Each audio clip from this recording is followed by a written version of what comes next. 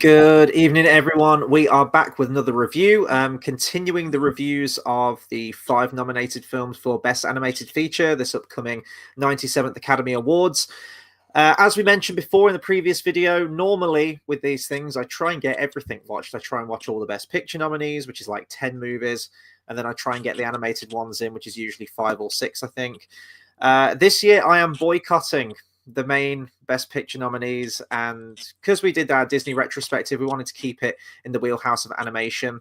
So I pitched to you to do these 5 reviews, and we've already done one of them. So we did Inside Out 2. I can't remember when we did that. Last week sometime. Or earlier this week, sorry. And then today we are doing Wallace and Gromit Vengeance Most Fowl. So this actually came out for us in the UK anyway on Christmas Day. And, oh, sorry, could you just bump my volume down again? I'm getting the feedback. There we go. Right, memorize what volume you have me on right now for future reference. I can't do that. So yeah, this came out. This was released on BBC One on Christmas Day, and I was actually going to do a review for it then. I never really have much going on Christmas Day most of the time, and I was going to do a live stream that day, and for whatever reason, I just didn't do one. So yeah, I was very pleasantly surprised to hear this has been nominated for the Academy Award, and so far it's tracking pretty good. Usually the BAFTA awards are a good sign as to whether what wins or what has the edge when it comes to the Academy Awards. And this did actually win the, well, it won the Golden Globe, I think. No, sorry, it won the BAFTA. Yeah, it did win the BAFTA for Best Animated Feature. So we'll see how it does at the Oscars, but I think it's got a good chance of winning. Wallace and Gromit then. Let's talk Wallace and Gromit. It's kind of a British institute, really, I think, isn't it? Wallace and Gromit? Yeah. Very, very, very, very. It's always been around. Never been one of my favorite things, though. Really? Why do you think that is? This is even including the older ones that came out. Yeah. I've just never. I mean, the older ones I liked as a kid, but it's never been something that stuck with me. I've just never stuck to the humor too much. It's like this. I found myself kind of like there were bits, so I was like, yeah, it's funny. And it was a cool, fun like I did appreciate it, but it was just wasn't. Yeah, it's just never been a thing that stuck with me. That's fair enough. To me, I think I've been watching Wallace and Gromit shorts since as young as I can remember. To be honest, I always associated it with Christmas Day every single time. So it was kind of a nice tradition for this Christmas just gone that we had another one, because it had been a long, long time since we had the last one. I think it was it Were Rabbit, or was it a matter? No, it was a Matter of Loaf and Death, which I did watch when it came out. This blew my mind to find out that it came out in 2008, which I didn't realize it was that long ago. I thought that was a lot more current. Yeah, that's insane. I didn't realize it had been that long, genuinely. Christ. So the two that I always have the fondest memories of growing up were A Close Shave and The Wrong Trousers. The Wrong Trousers was my favorite all the time, and I could watch that loads. And I quite liked the half hour, like was it like 20 minutes to probably half hour, wasn't it, run length of them. And I thought that was like a nice, charming run length for it. It got in and got out. It did exactly what it needed to do. And I think that was there might be multiple reasons, but I know that you've mentioned in the past that you weren't too keen on the feature film Curse the Were-Rabbit. And was that because it was kind of blew up it felt like with this, like it gets to a certain point, not that it's outstayed its welcome, but like you say, it done all it needed to do in 20-something minutes, the kind of humor it is. So yeah, it just, I don't know, the feature lengths to me were always like, it was just always quite like, it didn't warrant a feature length to me. They always should be shorts. Yeah, and I think the director himself, Nick Park, has mentioned that he actually does prefer that for these, and I think this was actually envisioned as another half-hour little featurette kind of thing, which eventually, as the story develops, just blew up into another feature. It is kind of remarkable that this is the second feature, and it was literally 20 years ago since Curse of the Were-Rabbit came out. It always struck me as something that, because I actually really enjoy Curse of the Were-Rabbit. I think it's really good fun. I like the humor, and I actually think that the writing is stronger, and I think the jokes land more in that film for me than this one. But yeah, it's just taken them so long, and I think that's down to a variety of reasons. Nick Parks mentioned that the frustrations he had working with DreamWorks Animation, who collaborated on two films, I think it was. It was The Curse of the Were-Rabbit, and do you remember Flushed Away that came out? I do. I like that. That was okay. So that was meant to be done in the same style of Aardman Animations, where it's done in clay, stop motion animation, and DreamWorks really pushed for it to be in CGI, which is why you have this weird combination of the likeness and the design of what you come to associate with Aardman, such as Creature Comforts or Chicken Run or whatever it happens to be. What kind of like Chicken Run 2? Yeah, so they went weird. I wasn't keen on that. I wasn't keen on that at all. That was going to be another review that I was going to do, which I didn't end up doing. So here's my review on Chicken Run 2. It sucks. Yeah. Apart from the animation's very nice. Through that. Yeah, no, it was. This was a much better sequel. This was a much better Aardman Animations film than Chicken Run 2 ever was. But yeah, Flushed Away was kind of this awkward one, and it didn't do well at the box office. And I genuinely believe that had that have been done in the same style as the rest of Aardman stuff, and they had stuck to their guns and done it in claymation, I think it would have gone over much better and been a bit more charming and been a bit more memorable. I think it's probably, I don't know if it's like a bit of a cult following, Flushed Away. I don't even know if it's achieved that. It was just kind of this weird film that came out, and that collaboration in that style of animation was just done once with that, and then they went back. Wasn't it like a detective thing? I can't remember. I know it was Hugh Jackman, wasn't it? He had like a spy thing. Yeah, was he like a James Bond kind of character? That's what I mean. It reminded me of Spy Fox. Did you ever play Spy Fox? No, I've never played that. It was like a point and click game from like the 90s, and it was like he was a fox that wore a suit and he was a spy, and you would like do like crime cases of like who stole the cereal on a boat and stuff like that. It was like a kids thing. It was fun, and it reminded me of that. It was just fun. I remember the people that did the voices of the characters in Flushed Away more than I remember Flushed Away. I know that Ian McKellen voices like the frog, and I remember he's like this kind of high society frog, isn't he, in the sewers or something, and he's wearing like a robe or something like Hugh Hefner. I have no idea, but it did exist and it did come out, and I can't really remember that film. But Curse the Were-Rabbit I really enjoyed, and I think I did go to the cinema to see that, and I've watched it multiple times when it's been put on TV. I've got it on DVD and whatnot, so I do enjoy that. The rest of the Wallace and Gromit catalogue, the original one, so if I just go through, because this is the sixth film of Wallace and Gromit, if we just run through them real quick. The first one was A Grand Day Out, which I never used to watch all that much as a kid. It was, especially when you watch Close Shave and Wrong Trousers, you could really see how the animation had developed and the likenesses of the characters and whatnot. It was just a bit more exciting. But I do have a special place in my heart for A Grand Day Out. It's where they go to the moon and it's made of cheese and they've got the robot. It's not one that I ever really go back to, though, but I do appreciate it for trying something new and essentially giving us the characters of Wallace and Gromit in the first place. Then I think it was Wrong Trousers, which came out the year of my birth, actually, 1993, which is insane. That was always my favorite, as I mentioned. I loved Feathers McGraw, the character, the whole elaborate ending with the train track and whatnot. I thought it was great. I just really liked the story of it and the feeling of that film. And I think that was probably the one that came on at Christmas the most amount of times for me. And then that was followed very, very close by Close Shave with Preston, like the Terminator dog and whatnot, and Wendeline, and gave us Shaun the Sheep, who's had many, many series of a spin-off, which is tied into this film as well. Very, very briefly, there's a cameo from the farmer, which I thought was a nice touch. Then after that, you have Curse the Were-Rabbit, which I mentioned I really enjoyed. And then Matter of Loaf and Death, I remember not being that keen on. It just didn't quite land the same way with me as a lot of the earlier shorts did. And I think that might be what you're kind of saying about this one as well, that it's fine, but it doesn't quite have that same feeling maybe as the older ones. I don't know. Yeah. I do prefer this one a lot more to A Matter of Loaf and Death, though. I will say that. I think this is a much better film. I don't think it has the same sort of feeling, because it might be because I watched the others when I was a kid. So maybe it doesn't have the same feeling because of that. But I do think it is. They shouldn't be feature lengths, like, because this had like its final act in the movie was great and it was enjoyable. Yeah. But by that point, it felt like a kind of like another short in itself. Mm-hmm. So it felt like something that was a couple of shorts put together. That's kind of how it felt. Obviously, it was one long movie, and but it felt like that last bit. So when they're obviously on the boat and everything, it felt to me like that was a short in itself, and that could have carried a movie in itself. It could have just started from that, but instead it was a big thing where it didn't feel like it fully needed to be. Yeah, I think the pacing of this one could have been a smidgen tighter.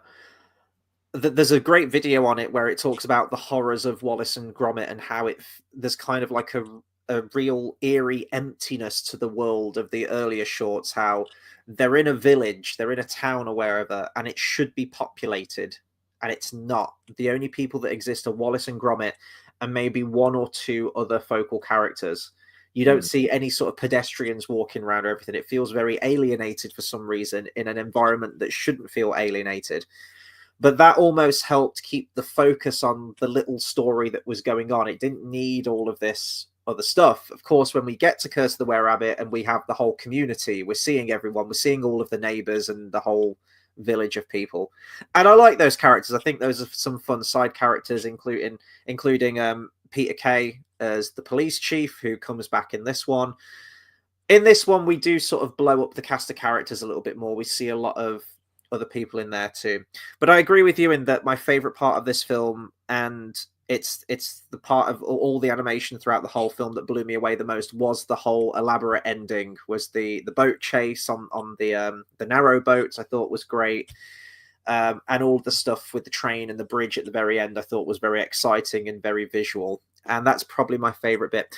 The rest of the film, you've got the story is that Wallace, there's a theme running throughout the film of how technology is kind of taking over everything. And I like that. I like that. Yeah, it's kind of like pointing the finger at sort of modern technology, how people are becoming dependent on it and forgetting the real important things in life. And I thought that was a nice through line for Wallace and Gromit's character, having that be the forefront of the story, really. And then you have this new creation that Wallace comes up with, Norbot, played by Reese Shearsman, who's this terrifying, horrific-looking garden gnome. I'm always creeped out by sort of like dummies and ventriloquist puppets and whatnot. This With thing weird was like that, smiles. like terrifying. Yeah. It's really creepy looking, but he's a fun character. But I do feel like the plot does hit a point where I thought it could have been trimmed a little bit. I thought maybe it could have been like trimmed to like a neat hour, perhaps. Before the third, the final bit, when they were tied up in the closet, I thought it could end there, because obviously they needed to like resolve it, but it could end a lot sooner. But then they had the whole boat chase and stuff, and that was great. That was my favorite bit as well. But it felt like, pacing wise, it wasn't needed. Like, we could have tied up something around that mark. Yeah. So maybe cut out part of the middle and just had that boat thing happen a lot before. So pacing wise, it did feel like it could have been trimmed. But that's why, the feature length ones, they never sat well with me as I grew up. And as a kid, like the shorter ones, they were kind of there. And I thought the short ones, I thought there was like 100 episodes. I thought it was something like that, like years ago. Like, when you're growing up and you thought, I swear there was loads of them. Like Mr. Bean, there's only like 16 episodes or something. And I swear there was like 50. Like, it was one of them, and it's always been one of them. So I always found the feature lengths a bit weird that they were doing that. I thought it was more of just a short. Like Angry Kid or, Chicken Run I know was, but you know what I mean? Just something small. Yeah. Yeah, no, I think there is an inherent charm to those earlier shorts, definitely. And Shaun the Sheep kind of follows in the same vein of that as well. I mean, it does have the advantage of being a kids' TV show, so the episodes are a lot shorter. They have done Shaun the Sheep movies, and again, in a similar way, I think that the TV show, the shorter little vignette episodes almost work a lot better in just doing like a 10-minute episode or 15-minute episode or whatnot. This was the second most watched UK broadcast since 2022, actually. It was only beaten out by the Gavin and Stacey Christmas special, which was released on the same day. And they... I think they had like an affiliation with Netflix as well, because I think it went on to Netflix for a short spell around New Year's Day or the 3rd of January or something like that. As I mentioned, it was really nice to be able to watch some new Wallace and Gromit content, and of all days, it was on Christmas Day. And I think another thing that ties in with me is the fact that, well, like Wallace, I love cheese like so much. Like cheese and crackers is like one of my favorite meals I ever. never knew what Wensleydale was until Wallace and Gromit. Yeah, there you go. Yeah, and I was like, I'd learned something. I also thought the moon was made of cheese, so you know. yeah, which I always attribute to this as well. So there was always something comforting about watching Wallace and Gromit, even when I was a kid. Christmas Day, and having a selection of cheese and crackers, as Wallace and Gromit are like obsessed about cheese and crackers as well. So I don't know. There's just something comforting. I always attribute it to Christmas Day, supper time, evening time, sort of like 6 p.m., 7 p.m. And there's just something really comforting about that to me. So it was nice to get another one again after all this time. There was actually a moment where I think Aardman was a little bit in jeopardy, really. And I remember reading this and thinking, surely this can't be the case. Like, we're in 2025, and the modeling clay that Aardman used, apparently the factory shut down in March 2023. And Aardman just purchased enough remaining clay to cover this new film. And then they were thinking, well, modeling clay is kind of gone now. Like, it's all been used up. There isn't any available in the UK. And I thought, surely there's always more clay. It just doesn't just go, does it? Have Aardman really made that many films where they've used up all of the clay in the UK? I mean, maybe. But they did clarify it in the Daily Telegraph, saying that they're just going to get it from a new supplier. So I was like, thank God. Like, this could have been when KFC ran out of chicken. Yeah, how does that happen? I remember that. Yeah, it was a good while. Yeah. I think from what I remember with that, I think they changed chicken supplier, and the new supplier was just like, okay, here's like a pound of chicken for all your restaurants, and they were just like, no, we need more than that, and they were like, oh fuck. It was something weird like that. Like, they got some new supplier that thought KFC, Kentucky Fried Chicken, would do with a pound of chicken a day, something like that. It was really weird. I don't know, but yeah, I mean, I don't know how you no clay in the UK at all. It's a bit apparently. I mean, there must be, unless they're getting it from overseas. Use concrete. Make concrete Wallace and Gromit. It'd be like a single frame, wouldn't it? Like, well, we had enough to, like, when it was wet enough to do the first frame of it, and then it hardened. And it just ends. Credits. So yeah, I get the sense with this one that, I mean, obviously they had the materials to do it, which is great, and hopefully we see some more. They have mentioned that this isn't the last time that we'll see Wallace and Gromit. Take that for what it is, because it's a long time. Usually it takes a long time to produce a film like this, especially with the stop motion. It's a very time consuming process, and as we mentioned, the last Wallace and Gromit venture was 2008 before this one, so it could be a long time before we get another one. But he always says, there's always more stories that we can tell with Wallace and Gromit. But I kind of like that they don't crank them out. I like that it is whenever it's ready, whenever we've come up with an idea, because they are very marketable characters. I think I'd be interested to see what Wallace and Gromit are like overseas, because it feels very British. Tailored humor, isn't it? Yeah. It's like putting Only Fools and Horses overseas. And there are some American reaction channels, and some of them are probably put on just for the clicks and the likes and whatnot. But a lot of that humor looks like it does land, and I know that there is a market there for British humor when it comes to American overseas. But yeah, this film just feels distinctly British, and there's a lot of little jokes in there, or regional humor and whatnot, and slang and whatnot, that I think will go over the heads of a lot of people internationally. And I think that was one of the parameters that DreamWorks Animation had, because they would be given constant production notes to Nick Park saying, we need to appeal more to American children, so we need to change the story in that way. I don't really see that in the final product. I don't think it comes across as compromised, but then again, I don't know what Nick Park's original intentions were for it. I think that film still feels very much in the same wheelhouse as what we had before with the other Wallace and Gromit films. I don't think it feels too Americanized or crazy big budget. I don't think the humor was different at all or anything. I think it felt the same. It didn't feel like it had been 20 years. It felt like it was just kind of a next thing, whereas you get a lot of times with sequels that are like 20 years later or 15 years later, it feels like it's been a while. Things have changed. That person, their humor's changed inside them, but it didn't feel like that. It felt exactly the same.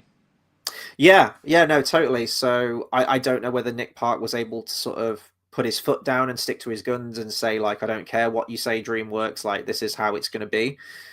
But it did discourage him from producing another feature film for all these years. So that could be why. I mean, they would follow it up with another animated short in 2008 with A Matter of Loaf and Death, but then it's been a long time since that. So I do get the sense with this one that it almost does feel like Nick Park's got complete creative control. It's back to, although it is a feature film, which it is, yeah, I suppose, 70 minutes, but it doesn't feel quite as grandiose as Curse of the Were-Rabbit does, even though it is a feature film. It feels more in between the two. It feels like it straddles the line between what we know as the animated shorts, and it's just big enough to make it a feature film. It could have been like 3 little episodes, I think. Yeah. With the way it was done and pacing, but that's the thing I didn't love about Were-Rabbit. It was, I mean, I saw it when I was a kid. I didn't love it, and the reason for it was just quite, here's a feature film of it where it didn't need to be. But this did feel more like it was 3 segments kind of thing.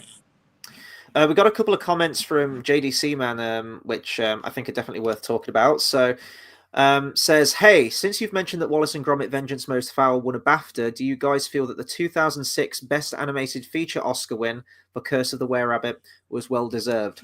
Well, I had to remind myself what the nominees were for that year, and I was actually shocked to see that a lot of sort of the early years of this category, you'd really only have 3 films nominated in that category, which seems insane now. There's 5, so it's ballooned, and that could go up probably more in the future. So the 3 nominees, it was at the 2005 Academy Awards, it was the 78th Academy Awards. You had Howl's Moving Castle, the Miyazaki film. You have Corpse Bride by Tim Burton. That was awful. You have Corpse Bride? Yeah, I didn't like that. You don't like Nightmare Before Christmas, so... Yeah, I didn't like Corpse Bride. I thought it'd be amazing, and I went to see it, and I was like, this is awful. I love Corpse Bride. And then you have Wallace and Gromit Curse the Were-Rabbit as well. Very interesting that you've got 2 stop-motion animated films in the same category. It's not very often that you get that sometimes. Although I guess we have got it again this year, haven't we, with Memoirs of a Snail. That's also stop-motion as well. Although I'm surprised that it won when it's up against Howl's Moving Castle. Because in terms of the Studio Ghibli films, that's usually one that gets referenced quite a lot as being one of the best.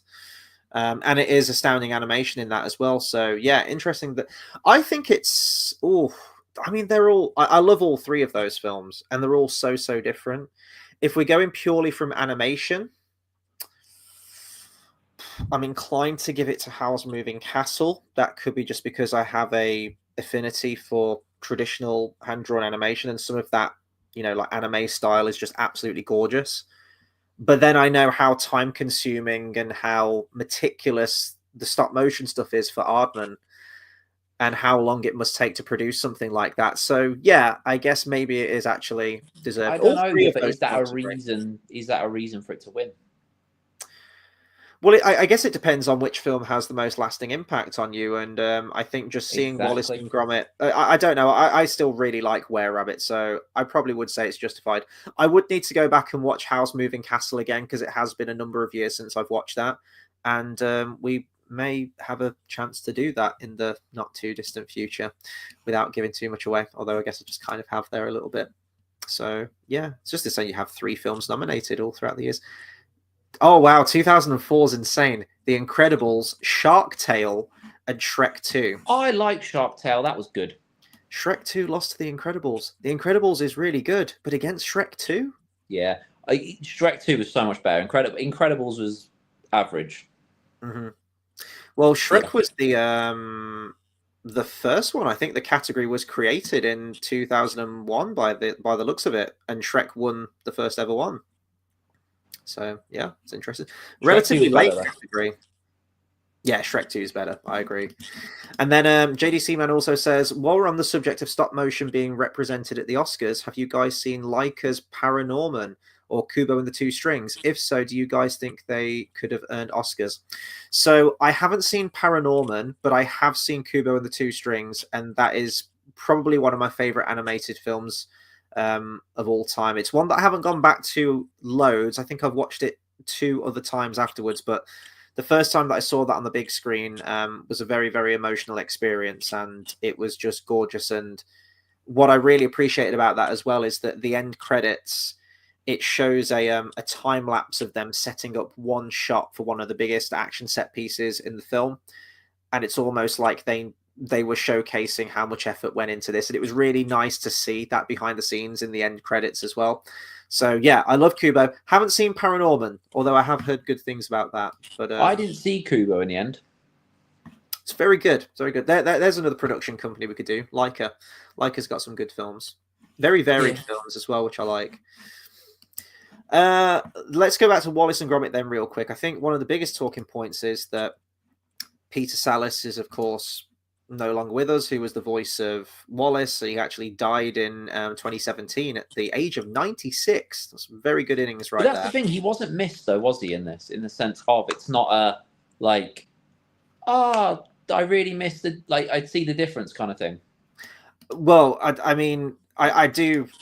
He is the voice of Wallace, but the new guy that they've got for him, Ben Whitehead, I thought did an immense job. That's what I mean. If you didn't know, yeah, he is almost exact. Yeah, that's what I mean. He's not missed in that sense. Yeah. You know, in the sense of just like it's not like there was really bad recasting. No, I thought it was absolutely phenomenal, and he captured all the mannerisms, and as I say, yeah, if you didn't know, then people could just jump right back into this. I was really worried about that actually, because I thought sometimes when they get new voices, I've mentioned this before with Disney characters, how you get used to a certain voice of that character, and of course they have to keep getting new voice actors. It's the endless march of time. I get it. Voice actors retire or they die, and especially Disney, a company that's gone on for so many years. But then you hear the new one and you're like, but it doesn't. It's kind of there, but it just doesn't have the same effect. I didn't have that with this all the way through it. I was like, yeah, Ben Whitehead feels completely at home as the character of Wallace, which I thought was really nice. And I think he is a brilliant successor to Peter Sallis. So yeah, that was really good. Yeah, like I say, he wasn't missed in that sense. It didn't feel like this is different. It felt just like you say, if you didn't know, you wouldn't know. Yeah. And I like that with the case of a lot of these as well, a lot of the Aardman stuff, it just showcases other British talent in there as well. Peter Kay returning as Police Inspector McIntosh, I thought was a nice touch, and a little bit of connective tissue back to Were Rabbit. I think he's the only character that comes back, other than obviously Wallace and Gromit, but the only other character out of the village who comes back. You've got Reese Shearsman as well. The woman reminds me of what's that woman's name? Which character are you talking about with this? The police officer, the lady. Oh, Mukherjee. Yeah. Lauren Patel is apparently the actress. I haven't seen her in anything. Well, her character reminded me of that girl. You know who plays that girl? She's in The Thing. What, The Thing? The John Carpenter movie? No. Oh, she's a woman. She's well, yeah. Okay, this is where we start. Let's narrow it down. She was in Hot Fuzz. Police officer, woman, the one with the boobs. You're speaking to someone who hasn't seen all of that movie. Are you talking about Olivia Colman, the one who's like Olivia Colman? Yeah, she reminds me of her, the character. Yeah, maybe I guess because I've seen her as a policewoman, and because it's that, I know it's set in Lancashire, but it's that Lancashire kind of more community, yeah, village police officer. Yeah, I guess so. That's I was like, that woman. Yeah, this is how most of our conversations go. You say, "Hey, do you remember that person who did The Thing?" I'm like, again, the John Carpenter movie. Like, what are we talking about? Let's narrow this down. We start somewhere, and eventually we get there. Yes. Yeah. Bath Time says, not quite lined up with Gromit's tie, but close enough, Chris. Yeah, I tried. I saw the wallpaper and I thought, oh, this might turn out great. And it's kind of all right. I think, Dale, you're embodying Gromit quite well right there. Whereas, what was the last one I had a tie on in the Inside Out one, didn't I? Yeah, you were Anger, I think, weren't you? Yeah. Whereas, Wallace is completely deformed, isn't he? So, if I move over this, God, everything's no, it's not going to work. No, I tried. Goddammit. Never mind. Yeah, and then you have some other side characters in this as well. You have Diane the little Morgan. lady with a dog. Little Lady with Dog, but you have Diane Morgan as On Your Doorstep, who's from Up North News. I watch a lot of the Philomena Kunk episodes, like the That was Charlie it. Brooker stuff. Yeah, Yeah, yeah, she was in it too. That was the, good. the very deadpan Northern accent, which is always great. Yeah, and Reece Shearsman, I'm a big fan of League of Gentlemen. I was going to say League of Extraordinary Gentlemen, but no, that's the film with Sean Connery in. League of Gentlemen, and then Psychoville. I've seen him in a bunch of stuff though as well, so it's nice to get him in there too. But my favorite character returning. Now, you have to be very careful when you bring a villain back that you've used before. Something that Disney didn't pay attention to when somehow Palpatine returned. And also looking at other Aardman films that we've had recently, they brought Mrs. Tweedy back in Chicken Run 2. And I really didn't like that. It kind of showed a lack of creativity to me. I was like, you could have just come up with a new villain, a new scenario, but we're kind of beholden to what came before. Chicken Run 2 is a piece of shit anyway. I absolutely loved the first one. But I really could have done without seeing Mrs. Tweedy back again. But this one worked for me. Feathers McGraw, he's been banged up in jail since 1993, and they have produced a number of other Wallace and Gromit things where they haven't gone back to him. It didn't feel kind of like a desperate attempt to bring nostalgia into this. I like that we got him back in this. I think Feathers McGraw is a great character. I think it's a really fun idea for the character. And considering the fact that there are there's like no emotion on the character's face, it's just the beak and those beady little eyes.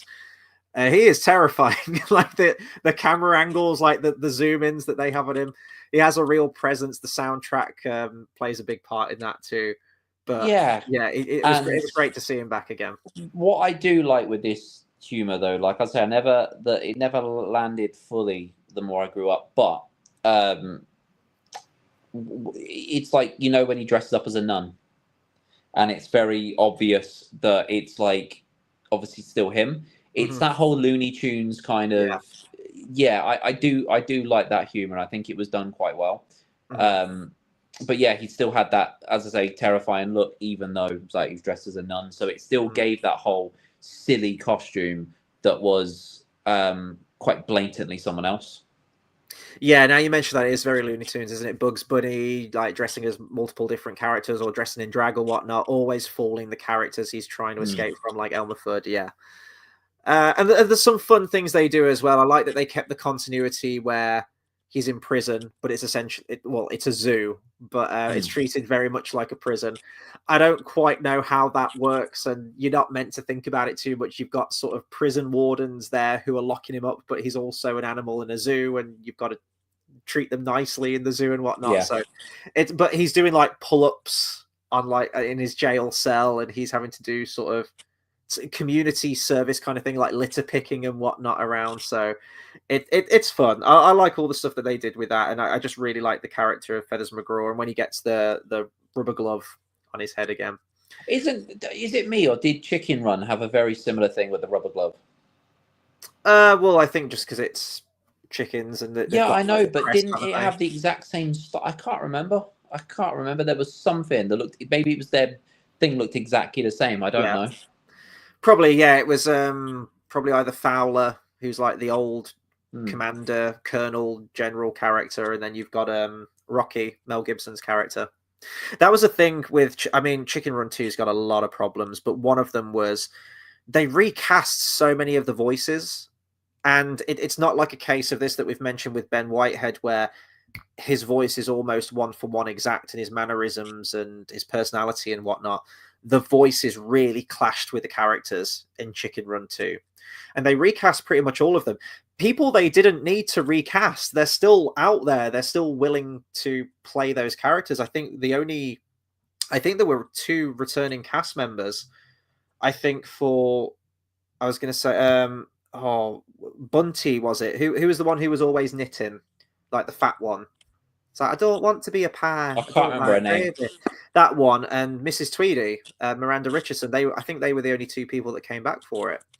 I don't know if the rest of the cast was too expensive, but I know I never watched it for that reason. Yeah, of like it's gonna be awful. What I did like this as well is like at the end as well when he jumps down with the umbrella like Penguin. Yes, and great that, I was like, okay, that was cool. Yeah. There are some fun references as well. I think one of my favorite kind of humor, and it's like all over the airplane movies or Naked Gun and stuff, is little sight gags in the background, like little puns for like shop names or whatever that you'll see, or like a road sign. Like in this, where they say, and now over to Anton Deck, and then it's an actual guy called Anton Deck, and I thought, that's kind of funny and stuff like that. Up north news, and then when they're on the boat, you have is it like the Lancashire border and the Yorkshire border and things like that. That's fun. Those little things make it like there's layers to it in that sense. So I think overall it's a very well put together movie. I just think, I don't know, for something to be nominated like this, it's unique humor. It's quite tailored towards like British humor, and it feels, it's like having an Only Fools and Horses overseas. You know, it feels like, I mean, I don't know because I'm not American, but how well will it land over there? Well, I don't want to rule it out because, as we mentioned, it did win the Oscar back in 2005 for the feature film. Yeah. Because I was going to say it makes sense that it wins the BAFTA. It's British, and you know, Wallace and Gromit is a staple of sort of like British. As I say, I think like they're a British institution, really. So I was going to say I don't know how well it would go overseas, and maybe they'll go for something like The Wild Robot, which I really hope. It'd be interesting to hear what you think of The Wild Robot, because my two picks that I think will win will either be Wild Robot or Wallace and Gromit. I think because it has won the BAFTA and it has won an Oscar before, I think that Wallace and Gromit might have the edge to it. But there's more thematic stuff in The Wild Robot, an animation that just makes you almost like well up because the animation is that gorgeous, and the storytelling and the characterization is really impactful and emotional, I think. So it'd be interesting to hear what you say, to hear what you have to say about that, which will be live tomorrow, actually, talking about The Wild Robot. And it'll be nice for me to go back and watch that one again, because I never did a review on that either. I think I did like a little community post about it. So it reminds me of WALL-E from like what I've seen. Yeah, I guess, yeah. Yeah, the good half of WALL-E. Yeah, I liked the first half. I can't really remember after the bit in the ship, and I was a bit like, okay. I will say, I won't go into spoilers about The Wild Robot now, and I'll get more of my thoughts across tomorrow. For me, The Wild Robot is an astounding film. There's a moment where I thought, there's a number of places, actually, I felt the film could have ended, and it would have been the perfect end to it. There's a pivotal moment in the film that the majority of the film is kind of leading up to. And that happens about the hour mark, hour 10, maybe. And I thought, oh, that's the end of the film. But then it goes on. And then there's another moment where you think, oh, it's leading to this. And then it goes on for like another 20 minutes. So it felt like there were multiple endings. It is based on a series of books. So I don't know if they've kind of condensed a few of those stories into one movie, which is why you have kind of multiple third acts. Now that I've seen it and I know that, it'll be interesting going back and watching it again tomorrow to see if I kind of relax into it more, knowing the full breadth of the story. But I'll be interested to hear what you have to say about it. As I say, we'll be live with that tomorrow. Saw more Wallace and Gromit then. So got a few more comments. Before this, Tobias said, "What a time to walk into the stream. Somehow Palpatine returned." This movie is much better than Rise of Skywalker. I think we can all agree. I think anything is much better than Rise of Skywalker. Yeah. Oh, God. That film. Remember when people were excited for Force Awakens? I was there. I was there too. We all were. We're all guilty of it. JDC Man says, since you've mentioned that Chicken Run Dawn of the Nugget sucks, even I personally thought it was weakly forgettable. Do you think that the sequel was made 2 decades too late after the first? Yeah. I think because Wallace and Gromit, you have multiple, although it takes a long time for them to come out between each other, you have had that recurring Wallace and Gromit short or spin-off or something, which keeps it in the mindset. And also, I think just down to the storytelling, like the sort of framing device of Wallace and Gromit, as we mentioned, it is suited for those short little stories. Yeah. Chicken Run was a movie that came out in 2000, was it? And it did not need a sequel. It didn't need a sequel at all. It was told it was done, which is why we haven't had a sequel. It was a one and done kind of thing, and it was like, that's fine. It felt like, I mean, I didn't see it, so I can't say realistically how bad it was, but when it came out and looking at the animation style and the looking at the recast, it just felt like this is a nostalgia thing of just like, oh, we'll do this, will earn money, but it didn't, did it? I'm actually not sure. So I know it was released on Netflix, so I don't know how that contributes to the overall gross. Let me just have a look real quick. Chicken Run. No, it doesn't have budget or earnings, but it was just distributed by Netflix. That's all I know. Yeah, it felt very like a B movie, like Yeah, Daddy yeah. Daycare 2, when it was like recast of all the characters that were just like, this isn't the same movie. I don't know why this Direct to video sequel kind of feel. Yeah, it felt 100%. that's what it looked like. Yeah. Yeah. Whereas To this, me, like it you say, was. there's staying power of, the characters exist. It's something that can continue on, kind of like I mean, like, because obviously what was it, the viewing figures it lost to Gavin and Stacey? It's kind of like, that in the sense of like Gavin and Stacey was, I mean, I still think personally, I mean, I watched it and I still think it really should have ended after the third season, but because they then brought back another special ages on, it didn't feel like constant nostalgia. It felt like, oh, they're going here for Christmas. It just felt like it was something they could keep going back to. Whereas this same thing, it feels like something they can keep going back to.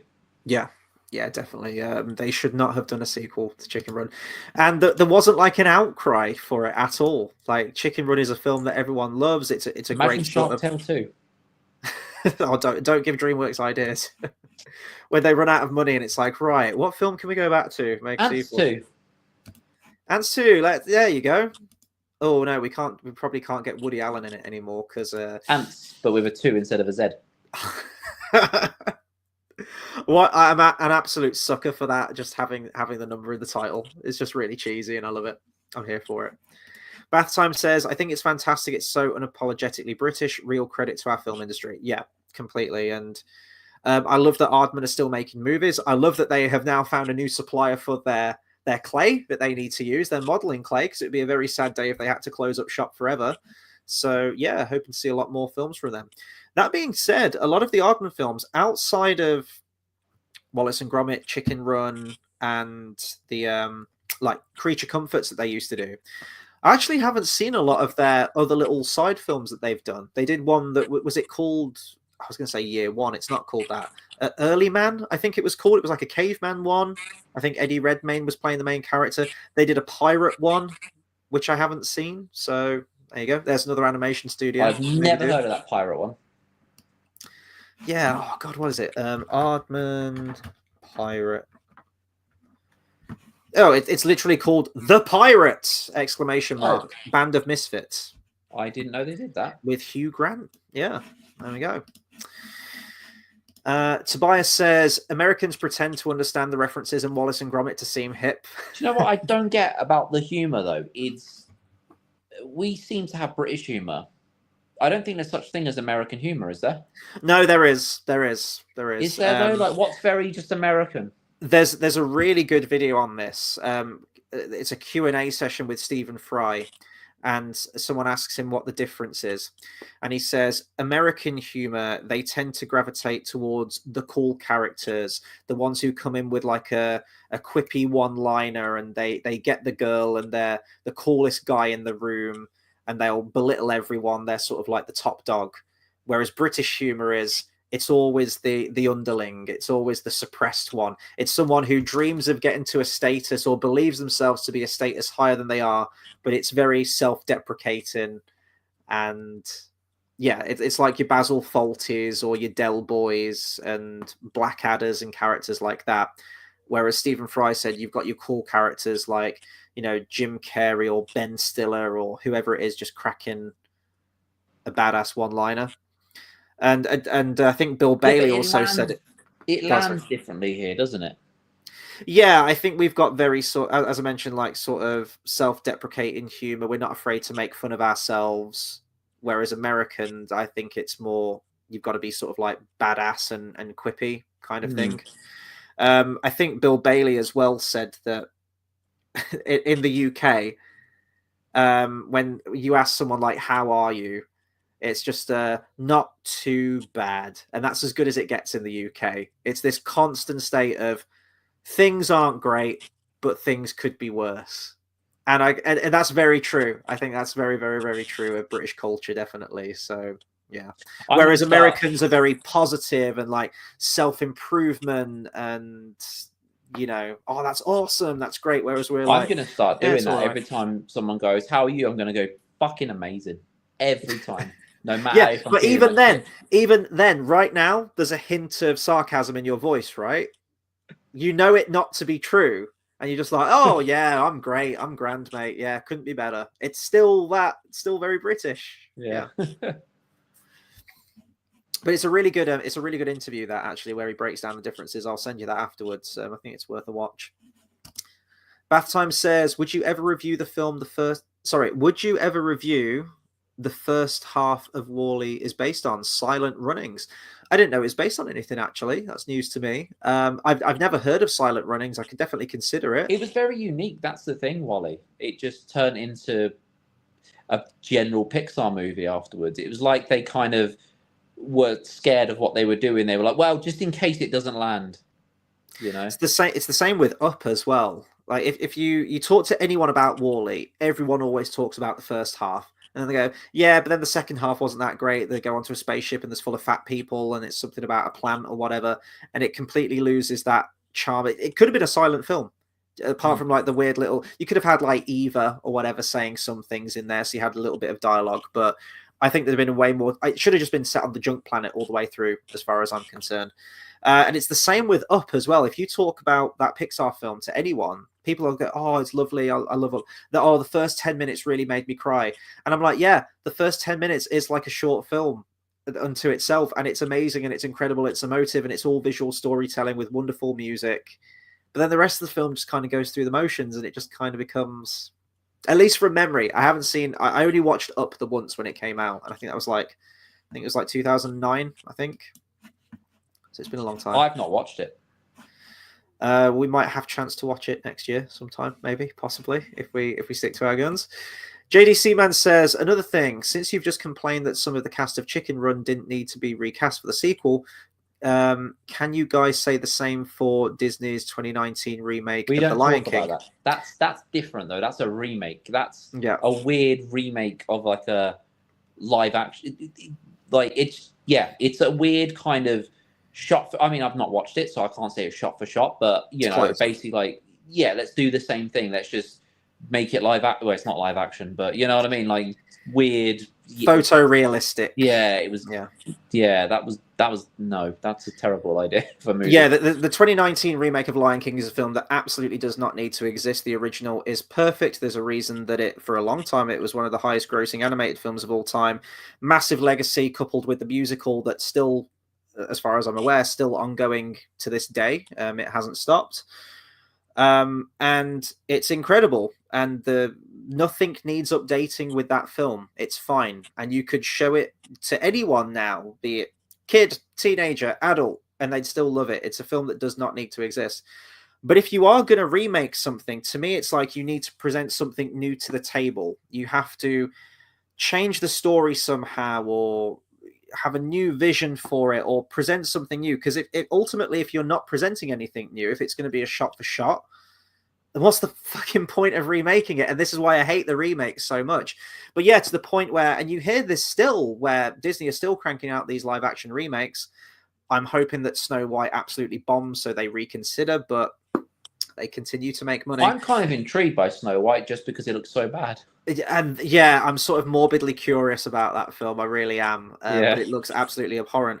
But you hit this still, like, I've heard a Hercules live action remake rumored for a long time, and people are going, "Oh, Danny DeVito, absolutely no one else can voice Phil other than Danny DeVito." I'm like, well, what did you have a film where Danny DeVito plays Phil? Yeah. It's called Disney's Hercules. It exists. You can watch it now. You can buy it. You can stream it on Disney Plus. Technically, Bob Hoskins could do it. I mean, if he was still alive, but you know, he could. R.I.P. R.I.P. I love Bob Hoskins. But yeah, it's this weird dichotomy of people love that original one so much that they can't envision anything else being done with it. You know, as I mentioned earlier, you attribute a voice to that character. But that's the then thing, don't remake it. Yeah, that's what I mean. If nothing can be done with it, it's like leave it alone. But if you are going to remake it and change the story and revitalize it or do something new with it, as long as it stays true to the heart of the story of the original and doesn't go completely off tangent, then of course you got to have new people playing those characters. Because I'm going around in circles with this, but it just pointless remakes really annoy me. Well, like just Psycho. like Psycho, and we've got How to Train Your Dragon coming out this year in a couple of months, and the dragon looks exactly the same as the animated one. It looks shot for shot, and I'm like, what the fuck are we actually doing? Can we stop with this shit? But if it makes money, they'll do more. And then we've got Lilo and Stitch next. Well, is it this year? No, it's this year, I think, isn't it? I'm intrigued by that because I do like Stitch's design, but that will make so much money, dude. Like, Stitch is still one of the most marketable Disney characters there is. They've not had a market for it like we did back in 2002, where he was creeping all over like old Disney movies. That was fun. Mm-hmm.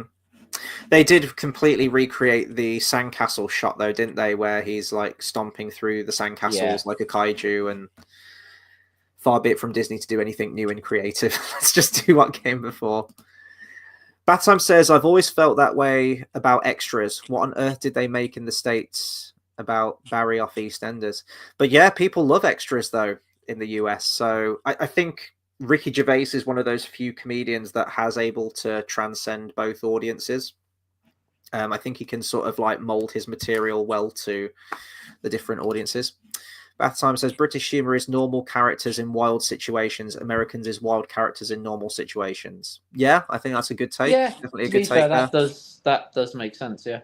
Mm-hmm. And Bathtime says we also rooted in a class system, so we naturally produce clever servant, stupid rulers like Blackadder. Yeah, and I think those are always the best. You always have the one who fancies himself above his station, and then the sidekick character, sort of like the lower class one, who are, more often than not tends to have more brains than the upper class one, sort of like the dog's body, the one who's put upon. Tobias says Brooklyn Nine-Nine is a good example of American humor. There's quality of franticness, extreme optimism, and absurdism. That's actually a show that's been recommended to me loads, and I've still never watched it. I think that's quite... I think that this is what I mean. That humor is quite universal, I think, with Brooklyn Nine-Nine. I don't know. Maybe it's because I've always grown up with American TV shows as well, and British TV shows. Maybe it's all like come accustomed to me. I don't know. But yeah, it doesn't feel ultra American or out there. But I get what you mean by the American stuff. But that one in particular is one I wouldn't agree with that. Mm-hmm. It's where you always have like an American version of a TV show, don't you? And some like are the American Only Fools Horses they did. And then some are not so successful, like the Inbetweeners when they did that. Yeah, that was... But then you have ones that are successful, like The Office. Yeah. Exactly, yeah. So I guess they can be done well. I like how that's the only one people can think of, though, isn't it? Yeah, maybe. Maybe. That had 9 seasons, and the British one only had 2. Yeah, very successful. JDC says, I mean, with the exception of the old voice actors for Rafiki and Sarabi, most of the other voice actors from the original The Lion King, including ancient James Earl Jones, were still alive at the time. Yeah, but why use them if you're remaking it? Do something new. Let's get some new voice actors in there. If you're going to be intent on remaking it and showing something new, then hey, let's go. Let's do something new. The remakes are just their kind of way of like, this made money then, so let's just do it again. And their way of doing something new was like, let's just do live action. It's the new phase of Disney. Like for us in the early to mid 2000s, it was direct-to-video sequels to all these popular Disney films. And then now this feels like the new equivalent of that. It's like, right, now we're doing shitty live action remakes to all of our stuff. The exception is these make a lot more money than the sequels ever did.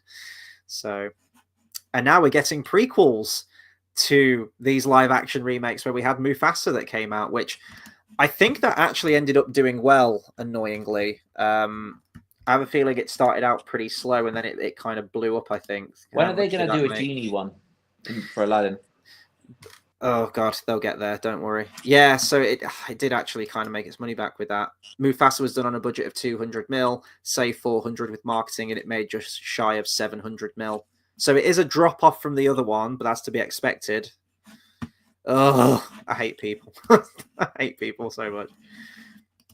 Bath Time says Silent Runnings has a 20-minute silent opening with 3 robots looking for a greenhouse and looking after a greenhouse in space. Oh well, yeah, actually that does sound really close to it, doesn't it? There's a fine line between homage and plagiarism, isn't there? The main human has to save Earth's it last depends how you plant. see it as well, though, doesn't it? Mm-hmm. Because some people will see certain things and be like, "That's a complete rip off of this," whereas other people just really won't see it. So it also depends how you look at it. But yeah, there is yeah.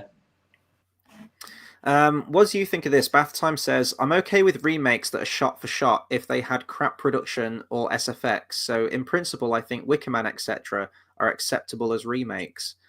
I completely disagree with that. Wicker Man is one of my favorite movies ever made. I fucking adore that film. In my opinion, there's nothing wrong with it at all.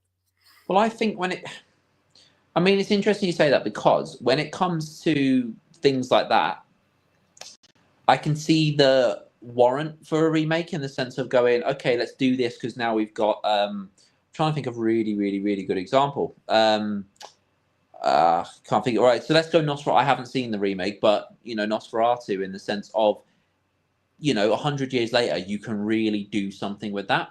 I see the necessity. When I say not necessity, but I see the ideals behind that. So, like, video games are a big one. I think with video game remakes, there's a lot to be said. In the sense of, like, Final Fantasy VII, like, it was a very blocky game. The way it was, it's like we can do something really different with this. So, I think there are certain ways it can be handled well, where you can do something really. I say different. I don't mean like changing it, but different in the sense of, let's go with a different thing. Let's really show this, because you can showcase this with, color now, and like there's something to be said for kind of what you're saying. But yeah, there's things that end up being lost, like Psycho, just because it wasn't in color, didn't need color, Mm-hmm. So, but there's something to be said for a whole, when looking at things, going, we can actually really make something work with this now, but you want to make it different enough that it warrants that remake to do.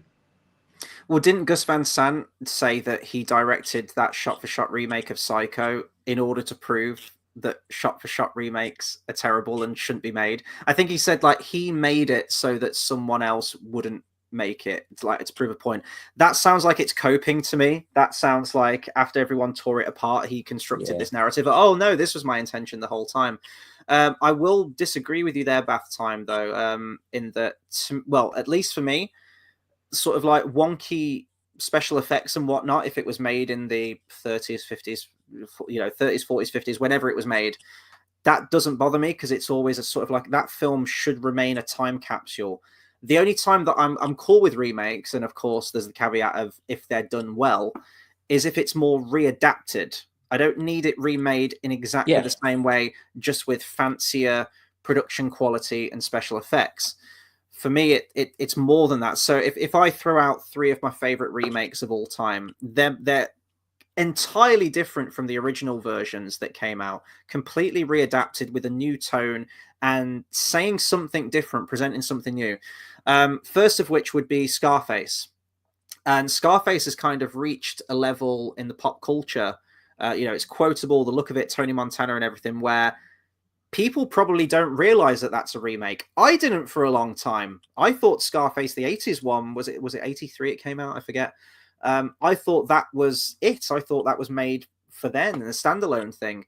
But it's not. The original was a much earlier film, and it was set in sort of like, I think it was like 30s gangster kind of movie. The new one, completely different. It's the 80s Miami and the cocaine wars and like drug trafficking and whatnot. It's Vice City, the movie, which I absolutely love, and it's totally different. It's a completely different film. It's Scarface in name only. You've got to have something different to put there. It's like song covers. Like, if someone does it, you want to have your own spin on it. Exactly. Like, one of my least favorite covers ever is when Quiet Riot did "Come On Feel the Noise." That was awful, because it sounded like a carbon copy of the original, but like they were just kind of doing it themselves. It didn't really bring anything new to the table. And I've heard, well, I say that's one of my least favorite, but I've heard worse, where it's literally just artists will just cover it, and I'm like, well, you didn't need to record that then. you can play it live, do a live version, but it's like you didn't need to do a whole studio thing because it's like, well, I could listen to the original song. It's not anything different. Yeah, no, I completely agree as well. I don't share your sentiment with Quiet Riot. I get it though; it is very similar. Controversially, I do actually prefer the Quiet Riot one, but I think that was more that the record producers wanted a cover. Like, we've got to have a cover. We've got to have that hit, that single. You know what? Speaking of nostalgia and remakes, and then they went off because it did really well. They went on and covered another Slade song, and it's like, guys, okay, we get it. Like, you did a Slade song, it did well. Now you're going and doing another one, and that again is that essential. Just kind of like, oh, should we just do a sequel because that did well, or Disney doing a whole, let's do a live action remake of this. It's the same thing. Yeah, yeah. And sort of to Bath Time's point there about Wicker Man, in my opinion, one of the best British horror films ever made, one of the best horror films ever made, is that horror remakes can be done well. They really can. And two of my favorites are John Carpenter's The Thing and David Cronenberg's The Fly. Completely reworked, because both of those films, I think, were sort of like 50s, sort of like campy, pulpy horror films. It's like, like The Thing from Outer Space or whatever it's called, and The Fly, and it's literally a guy walking around with a big fly mask on all the way through the movie. He's turning into a fly. Whereas you look at the 80s ones and they completely dial up the body horror, and yeah, you could say like special effects and whatnot, but the story and the tone is so completely different. One is this really, John Carpenter's The Thing, it plays in the themes of paranoia and isolation, and yeah, you've got like the really amazing practical effects work as well. It's just a really good story. It feels so alienating in that Arctic environment. And then you have David Cronenberg's The Fly, which is this really like horrible, depressing, tragic body horror of this guy slowly mutating, and his fingernails are falling off, and he's just turning into this grotesque creature.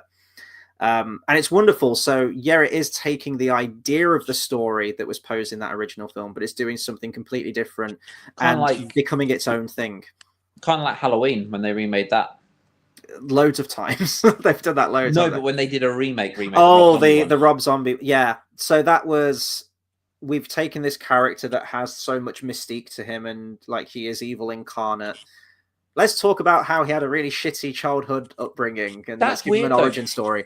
I hated that remake, but it was something different, and yeah, it is. And it's the whole Michael Myers childhood, as like you say, the whole like he's now just like a kid that had a shit childhood. It's like it's not really the same character. As shit as that was, that first bit of the movie where he's a little kid and he's getting bullied, I think that was actually the best bit of the movie. It is presenting something different, yeah. I think it was done quite well. What I liked as well was where they made Laurie his sister. It kind of took on that whole like, okay, so we've taken a bit from where they called her his sister in the second one, and the whole like, okay, cool, and then we're going to make it about family, and she was actually his little sister. Like, I thought that was a good take on it. I thought the movie was terrible, but I thought it was a good take on it. And for some reason, Michael Myers is then played by Chris Holmes in the second one. Is he? No, he's not. But if you look at him, you had me in the first half there. My God, he pulls up his mask and he looks exactly the same. He's about to hit me with some like deep wasp lore that I wasn't aware of. That would have been great. Going back to the whole British humor of there's always kind of like a master servant buddy like duo kind of thing in British humor. Wallace and Gromit is a master servant comedy to me, with Gromit as the clever servant. Yeah, absolutely. Yeah, and that's true in this one as well. Let's see. JDC says, since you've mentioned the actual remake of How to Train Your Dragon, what makes it even more pointless is that Dean DeBlois, the co-director of the 2010 CG original, is the remake's sole director. I was not aware of that.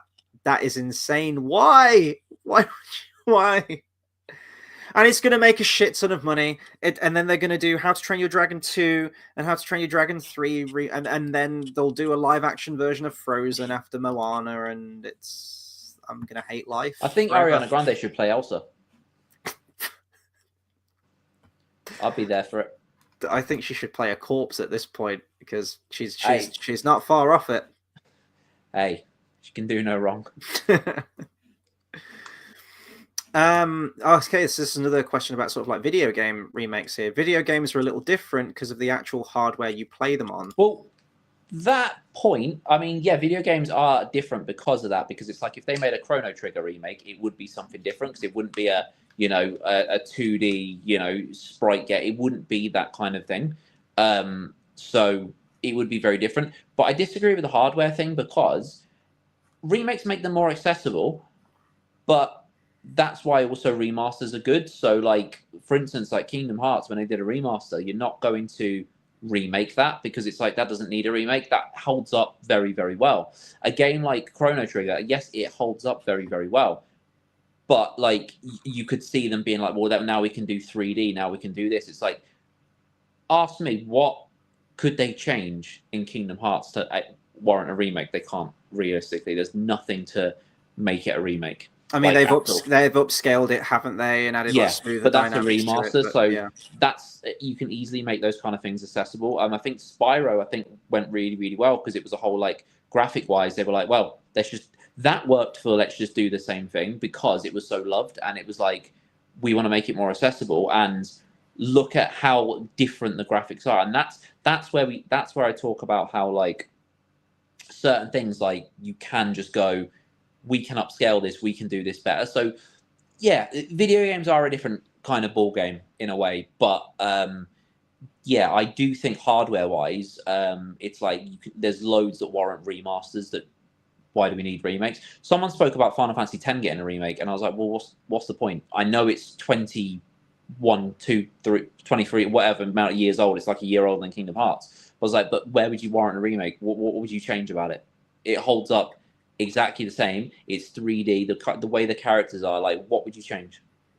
Well, and again, I think it's the sort of the argument of which games are necessary to remake, because you can get some great remakes that are very welcome, and then you can have like the 23rd fucking remake of The Last of Us, or because that got a full on remake, didn't it? And it's like, why this after game like is 3 years, it was weird. Yeah. So again, with video games, there is still that which ones are necessary and which ones aren't. So I think it's kind of uniform across the board with that. I do actually, this is an interesting point here. Even if I do disagree with it, it's a good talking point.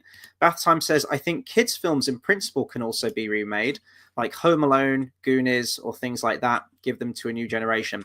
That's where I fundamentally disagree.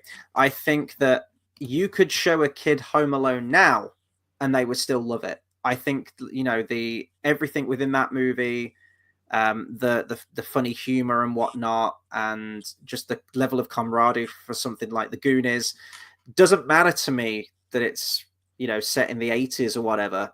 Yeah, and you have had a bit of a revival now with Stranger Things. To me, with that example, things like Home Alone being remade or Goonies being remade, and I think they have actually said that they are working on a sequel to Goonies, which okay. yeah, I would argue they don't need remaking. Make something new in the same vein of a Home Alone or a Goonies. Be inspired by that shit and present something new. And that's the thing. Home Alone essentially was a Looney Tunes cartoon, yeah, but with live action people. So, that was bringing something different to the table when it was done.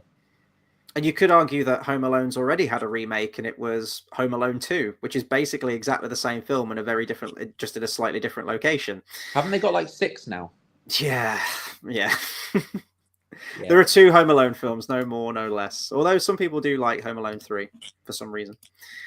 Bath Time says, ironically, The Thing from Another World has one of the most incredible special effects ever made, where a guy is on fire for over 30 seconds. Yeah, they didn't give a fuck in like olden day Hollywood. They would just do things. Hey, can we light you on fire for a minute? Yeah, sure. Go for it.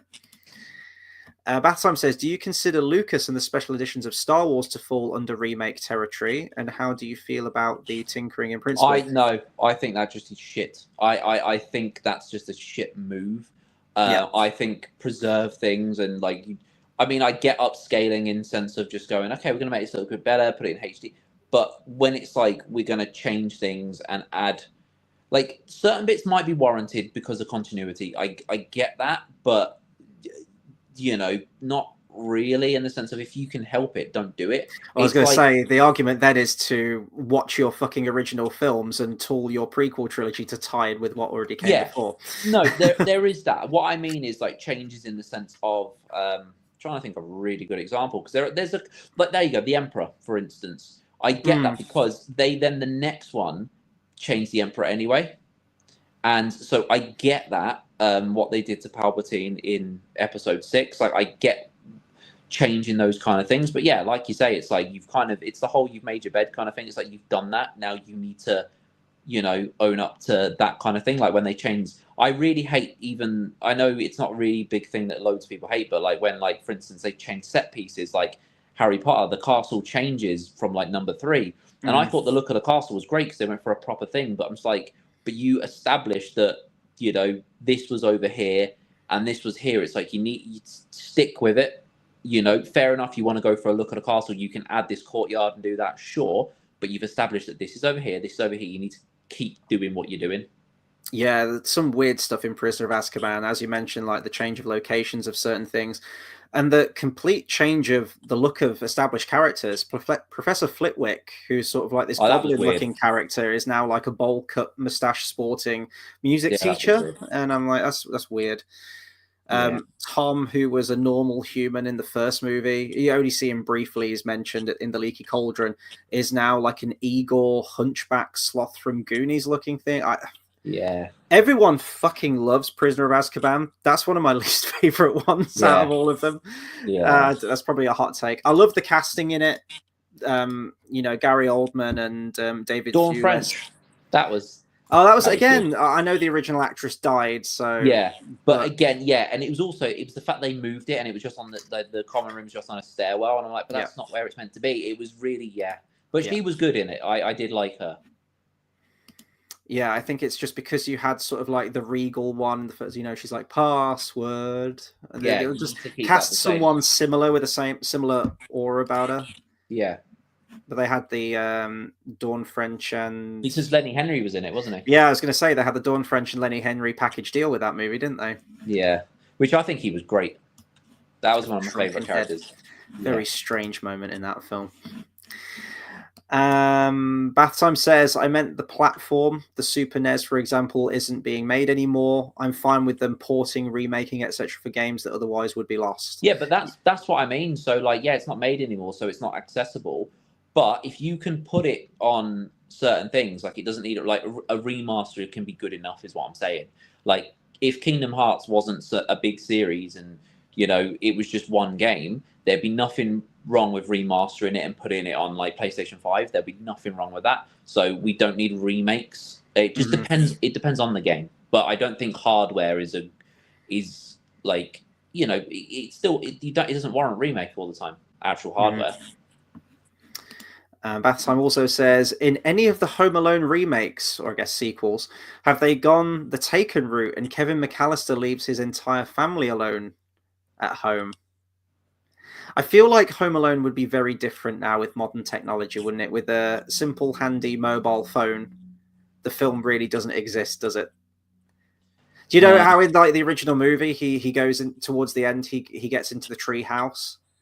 And I think Marv says, like, what if he calls the cops? And he's like, what from a treehouse? I'm like, we only had landlines back then, didn't we? Now it'd just be like, oh, no, he's got an iPhone. He's going to call the cops.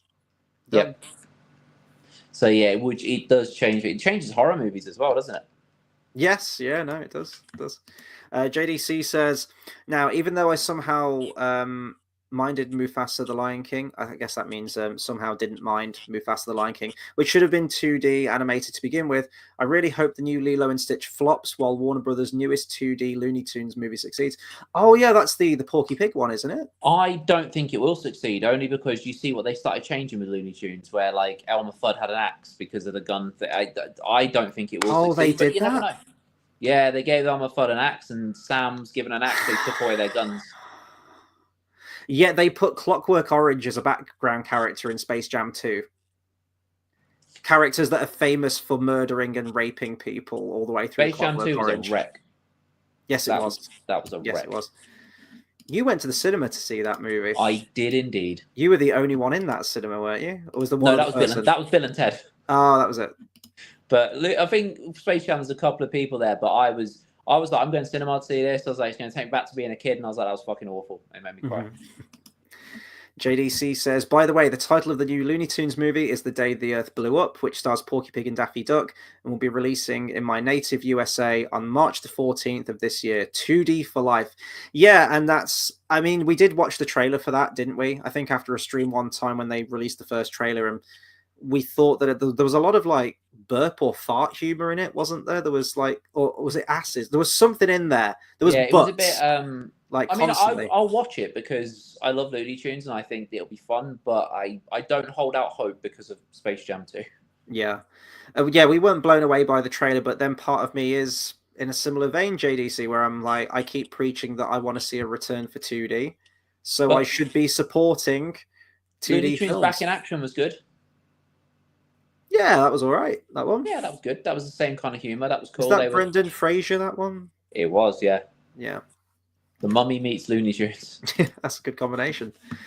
I mean, we've kind of veered off on a tangent here, but these have been some really good discussion points tonight, guys. So I just wanted to say a big thank you to everyone who's been sending comments, and please continue to do so.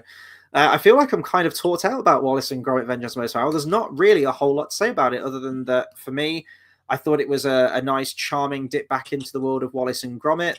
Much needed. It's kind of like comfort food for me, and was a really, really welcome addition on what was otherwise a very just kind of run-of-the-mill and mundane Christmas day for me. I've never watched Gavin and Stacey, but I know that it definitely has its fans out there. So to me, Wallace and Gromit saved Christmas Day television, which used to be really, really fucking good and has kind of dropped off a cliff in recent years. Television doesn't exist anymore, though, does it? Really? I barely ever watch it. I kind of tune in for Eurovision Song Contest once every year, and that's about it for me. So other than that, I wouldn't need to pay my license fee, although it's probably going to be taxed now and that you have to. So, oof. But yeah, I think this is deserving of a nomination, whether it wins or not. I really want to hear your thoughts on Wild Robot. For me, it's a toss-up between those two. But even the fact that it has won the BAFTA and the fact that it has been nominated, it shows that there is still an audience there, an appreciation for this kind of animation. And I do think this animation is important. For me, it was the two kinds of animation that were always sort of on their way out and weren't really favored were stop motion animation and traditional hand-drawn animation. Now I feel like the scales have definitely tipped. Whilst there's not loads of stop motion animated films that are being made, probably because they're so time consuming to be made, there seems to be a lot more of them now that I can list, whether it be from Aardman or whether it's from Leica or, you know, Tim Burton, when I know he doesn't do them very often, but he does them as well. Whereas I couldn't tell you the last proper hand-drawn animated film. They seem a lot more scarce now in comparison. Not counting sort of like anime films, which I know are, you know, quite frequent, aren't they? That's true. Yeah, I can't. Yeah, that's a good point about normal 2D. Isn't really a thing, is it? Not anymore. I want to see it come back. So yeah, for me, Vengeance Most Fowl, it's not my favorite Wallace and Gromit film, or, you know, taking in consideration the shorts as well. I think it could be nostalgia talking. I still prefer the more tightly knit Wrong Trousers, that's like close shave as well. Curse the Were-Rabbit, I think I prefer as well overall compared to this one. But this is still really good, and it was nice to see these characters back, and it's still done with the same love and care, attention to detail, and you can tell that their heart is still in the right place with it, and it's a nice piece of charming British institution. I don't know. I don't think it. I mean, I don't know if it was on purpose, but do you remember the Italian Job? And at the end with the gold, and they're on teetering on the edge. Yeah, and I was like, I'm seeing hints of this, and I don't know whether little things like that are on purpose, but with no, they are. Of it, I can guarantee they are. Yeah, that's what I mean. With the subtleties, I'm like, they probably are on purpose. So it's nice to see those kind of things. It reminded me a bit of Indiana Jones as well, where it's like, throw me the idol, throw me the diamond, and yeah, no, it's good. Well, Feathers, does he get away at the end? I actually can't remember. He's on the train, is it? No, not McGee. But oh, he gets the turnip, doesn't he? But he does live to fight another day. He is on the train, so maybe we'll see him come back at some point. I don't know. If they do another one, I think I want a different villain. I think we need a break from Feathers McGraw. We can bring him back. I don't think they would do another. I don't think they would do him again for a while. I always say Feathers McGee in my head. I don't know why. Bath Time says there's some decent TV being made, but not on UK channels. Started watching The Sopranos, and I wish we could make things as deep, layered, and well acted and above as interesting as that. Yeah, but what I mean is, like, TV isn't a thing in the sense of, like, it's all streaming now, and it's like, okay, cool, there's a series, and you go and watch that. It's just very different in that sense. So having a TV schedule lined up for a day is just not really as much of a thing anymore. Mm-hmm. We have mentioned Sopranos, haven't we? We both haven't seen that, and we're both interested in seeing it. So maybe for the future. Although it's not very current, is it? I don't know if there's really a clamour to see two people talk about The Sopranos that have never seen it before after all these years. It's not very current, is it? It's not really in the zeitgeist, I suppose. Yeah, so I guess that'll do it for our review on Wallace and Gromit, Vengeance Most Fowl. We will be back tomorrow, probably around the same time, maybe 8 p.m, maybe 9 p.m, I'm not sure, but I will do a post on the community to tell you when we're going live. And we'll be talking about The Wild Robot. Chris Sanders directed, and the screenplay by him as well, who I believe was the guy behind Lilo and Stitch. So there we go, tying it back into our Disney things. And we've talked about Stitch today as well. I'm sure we will tomorrow. I'm really looking forward to watching that one again. It was Robot. The animation's pretty spectacular in that one, and with a lot of these things, with a lot of animated films, you know, you go and see a new CGI animated film, and I mean, this one is CGI animated film. It looks like it's utilizing a lot of different techniques, though. And that's what I appreciate about the film. I was seeing animation that I feel like I haven't seen before. It was presenting me with something new and interesting and exciting. So, yeah, lot of good things about that film tomorrow. Bath Time says, which is the last one, says, I think you'd be surprised by how many people would like to see how The Sopranos goes down in 2025. Yeah, we're not ruling it out. When we get some free time in our window, the next week, certainly trying to get all these films done is going to be pretty packed. We then do have a bit of a window, I think, and then we've got another big retrospective planned in June. So, yeah, we'll try and free up some space for Sopranos, because there's a lot of episodes of that. There's a whole bunch of seasons. So, yeah, not ruling it out, but we'll get to it in due time. In the meantime, if you haven't done so already, and you're discovering this video after the fact, please let us know your thoughts on Wallace and Gromit. Excuse me. Oh, there we go. What did you think of Vengeance Most Fowl? And how would you rank it with all the other Wallace and Gromit films? Which one's your favourite? Let us know. And please do consider subscribing to the channel for more movie reviews, discussions, and live streams. As I mentioned, we're live again tomorrow, and we will be live 2 more times this week, covering the 2 remaining nominees for Best Animated Feature, which will be Flo and Memoirs of a Snail. And then we'll have to think about something we can do after that. We haven't really got plans after that, but we will think of something to talk about. We're not going anywhere just yet. Thank you to everyone that's tuned in tonight, kept the conversation going, taking us some really interesting places with the conversation tonight. So thank you for that. And we'll hope to see some of you on the stream tomorrow again. So until then, take care.